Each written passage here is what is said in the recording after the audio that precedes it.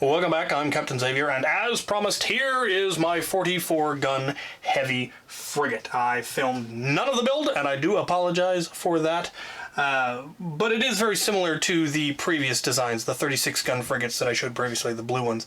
It is also largely based on Super 6 Fair Maiden design.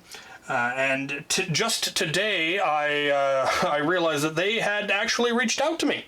They contacted me via Instagram, of all things, and I'm not sure why there, of all places, or how they even found out that I'd used their design. I did obviously give them credit, so maybe somebody tagged them, or they just found it on their own. Who knows? But they reached out to me, had a wonderful conversation. They have designs now for a 44-gun heavy frigate. Different than the way I did mine. Theirs also, it still follows the Fair Maiden's design in many ways, but they went with a brick-built hull that is probably much nicer than the way I ended up doing it, which was just using a prefab hull, but why do you train? Oh yeah, I used just the regular hull. I made it added a midsection, so this one is 5 midsections long compared to the Fair Maiden's 4. So it is a little bit longer, and I did then widen it slightly. At its widest, it's 2 bricks wider than the hull underneath actually is. And then there's several sections where it's 1 stud, but it's offset, so it tapers nicely and leads to a very clean leaf shape design, and I absolutely love how it came together. I don't know that it's going to show up too well on camera, but it's wider here, gets even wider here, and then narrows towards the back, and then obviously that sharp taper led for just beautiful lines on this ship, and I love it. I also had to move the gun ports closer together in order to get enough guns, because this is a 44-gun frigate, whereas the previous one was a 36-gun frigate, so I needed 8 more guns, but only lengthening the hull by 8 only actually gave me enough room for 1 more gun the way it was designed. So the gap between these cannons is 3 instead of 4 like it is on the previous one, which gave me the extra space to add the extra guns, and then also gave me a little extra space to make the back captain's quarters a little bit bigger, more ostentatious. But I love how it came together. It's still very solid. The offset of the 1 width areas was interesting because it meant that I had an odd number. The width is an odd number, which led to all sorts of interesting parts, and luckily there are parts that allowed me to make that work. I used a lot of jumper plates, and then it turns out there's a 1x3 with 2 studs jumper plate, which is what is centering my masts, which I didn't know that part existed, and now I'm using a bunch of them. Like I said, a lot of the design is the same. The way the front tapers and the way the walls are designed, all of that is very similar. The figurehead on here is an armored skeleton. I swear this isn't a pirate ship. This is going to be a red Imperial ship. The back is also quite similar, though it is a little bit more, oddly a little less ostentatious, because I don't know why. It just is. But it definitely came out looking fantastic. If we compare it in size, because I said this one was larger and bigger and beefier and meaner than one of the 36-gun frigates, when we line them up on the back, you can see that this one is a little bit smaller, a little bit narrower, definitely shorter, and is not quite as bristling with armaments. It's got fewer guns on the lower deck. It doesn't have the swivel guns. It's got fewer guns on the upper deck, and it's just a little bit smaller and svelter. Definitely look like it would probably be faster, but not necessarily. If you've seen the movie Master and Commander, the Acheron, the big French ship that they're chasing, was a 44-gun frigate. It was based on the Constitution. It was an American super frigate, as they were known. And the complaints that the British officers had in the movie were the same ones that the British officers had in the real world, that they were more akin to a fourth or fifth rate ship of the line as opposed to a frigate, because it was 44 guns, it had super thick hulls, it was very fast.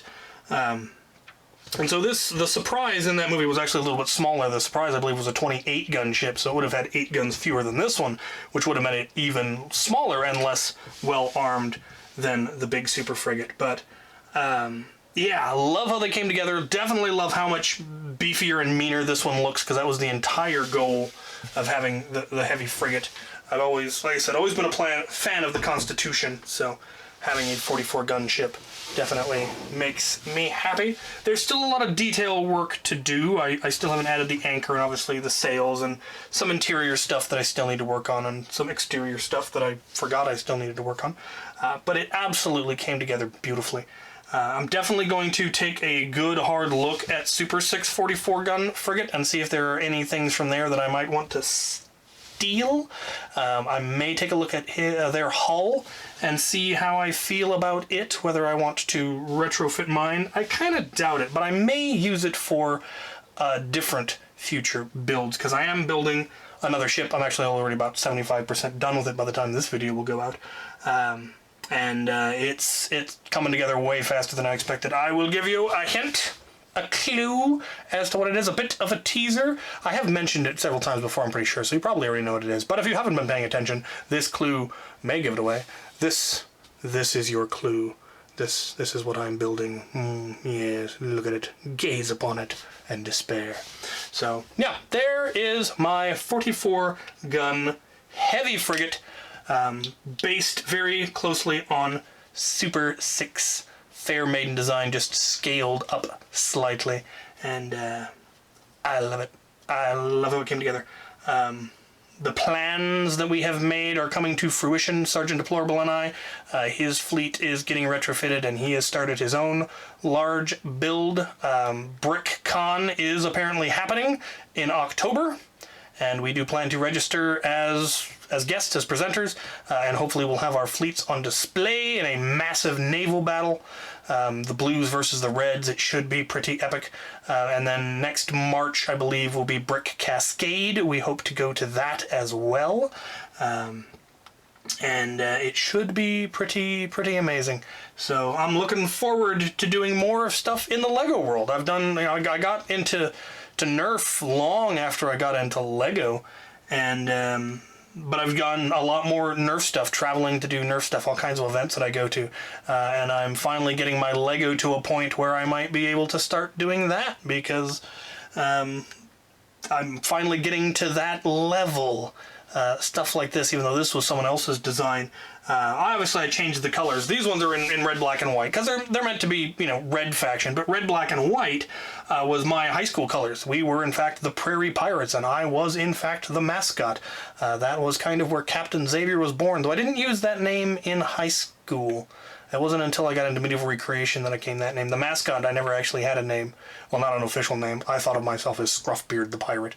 But anyway, I really always liked the red, black, and white color scheme. And in this one, they just came out beautifully.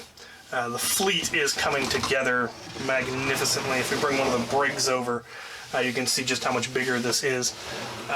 And that was, as I've said, was always the goal. I wanted the two fleets to be matching in power, and so originally I was going to have a 5-hulled ship and a 3-hulled ship against the 2 4-hulled ships, so they'd have the same number of hulls, but it turned out that didn't translate to number of cannons, so I built a second small one, so I had 14, 44, and 14. That brings us to 72, and then the 2 36s is 72, and that came about because of the official Lego ships that I have. I had 2 of the Caribbean Clipper, which was the blue faction ship.